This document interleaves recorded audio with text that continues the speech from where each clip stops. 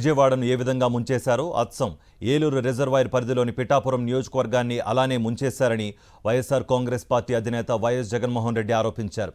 విజయవాడ తరహాలోనే ఇవి ఏలేరు ముంపు ఘటన కూడా మ్యాన్ మేడ్ ఫ్లడ్స్ అని జగన్మోహన్ రెడ్డి విమర్శించారు. వాయుగుండం బలపడుతోందని ముందస్తు సమాచారం ఉన్నా జాగ్రత్తలు పడకుండా చంద్రబాబు ప్రభుత్వం ఘోరమైన తప్పిదానికి పాల్పడిందన్నారు జగన్మోహన్ రెడ్డి. వైఎస్ఆర్ కాంగ్రెస్ ప్రభుత్వ హయాంలో ఇలాంటి విపత్తు వస్తే ఈ పాటికే ఎకరానికి 45,000 రూపాయల దాకా అంది ఉండేదన్నారు. పిఠాపురం నియోజకవర్గంలోని ఏలేరు వరద తాకిడికి గురైన పలు గ్రామాలను జగన్మోహన్ రెడ్డి సందర్శించారు.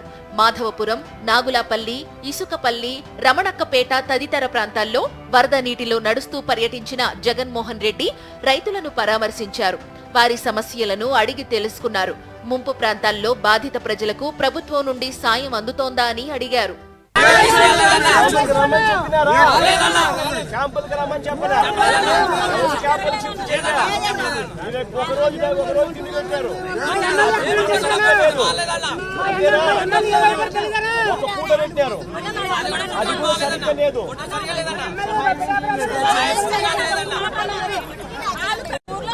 ఫుడ్ అరేంజ్ చేస్తే వాళ్ళు జనసేన నాయకులు వచ్చి నన్ను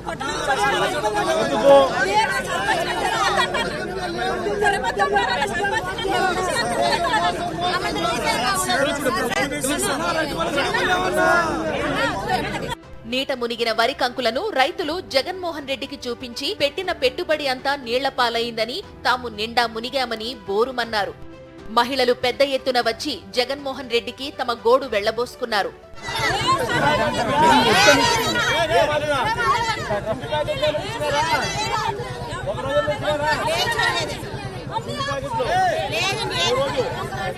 వేలాది ఎకరాల్లో వరి పంట పూర్తిగా నాశనమైపోయిందని రైతులు విలపించారు. ఎకరానికి 25,000కు పైగా పెట్టుబడి పెట్టామని, అప్పులు చేసి పెట్టిన పెట్టుబడి అంతా నష్టపోయామని వారు ఆవేదన వ్యక్తం చేశారు. ప్రభుత్వం ఎకరాకు 10,000 రూపాయలు ఇస్తామంటోందని, అది ఇచ్చినా ఇవ్వకపోయినా ఒక్కటే అన్నారు రైతులు. పాలకపక్ష నేతలు కానీ, ప్రభుత్వ అధికారులు కానీ ముంపు ప్రాంతాలను పట్టించుకోలేదన్నారు. తమకి ఆహారం, నీళ్లు కూడా అందలేదన్నారు.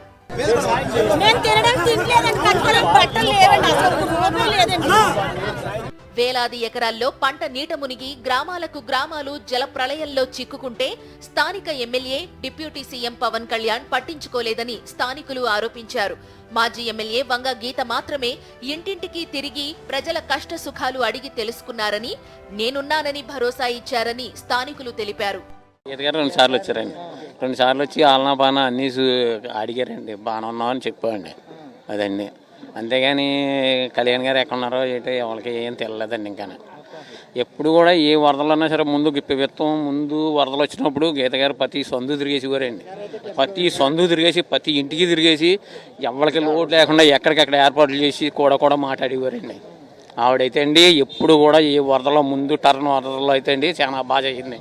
ఇప్పుడు మళ్ళీ నిన్న వచ్చేదో కాపాడిపోయారండి, నిన్న మొన్న వచ్చి. అంతేగాని ఈ ప్రభుత్వంలో ఎవరో ఏం కాపాడతలేదండి. ప్రభుత్వ వైఖరిపై రైతులు, మహిళలు తీవ్ర అసంతృప్తి వ్యక్తం చేశారు. వరద ప్రాంతాలను సందర్శించిన అనంతరం జగన్మోహన్ రెడ్డి మాట్లాడుతూ, విజయవాడ విపత్తు తరహాలోనే పిఠాపురంలోనూ ప్రభుత్వ నిర్లక్ష్యమే ప్రజలను ప్రళయంలోకి నెట్టేసిందన్నారు జగన్మోహన్ రెడ్డి. 9వ తారీఖు వచ్చేసరికి రిజర్వాయర్లలో స్టోరేజ్ కెపాసిటీ పూర్తిగా నిండిపోయింది. స్టోరేజ్ కెపాసిటీ పూర్తిగా నింపేశారు. వదలాల్సింది పోయి, మెయింటైన్ చేయాల్సింది పోయి పూర్తిగా నింపేశారు. నింపేసరికి 9వ తారీఖున 45,335 క్యూసెక్లు నీళ్లు ఏలేరు రిజర్వాయర్కి ఇన్ఫ్లో వస్తే, వీళ్ళు గత్యంతరం లేక రిజర్వాయర్ కెపాసిటీ పూర్తిగా నిండిపోయింది కాబట్టి కిందికి 21,500 క్యూసెక్లు కిందికి నీళ్ళు వదిలేశారు. మరుసటి రోజు సెప్టెంబర్ 10వ తారీఖున 26,134 క్యూసెక్లు నీళ్లు ఏలేరు రిజర్వాయర్కి వస్తే, ఏకంగా 27,275 క్యూసెక్లు నీళ్లు కిందకు వదిలేశారు.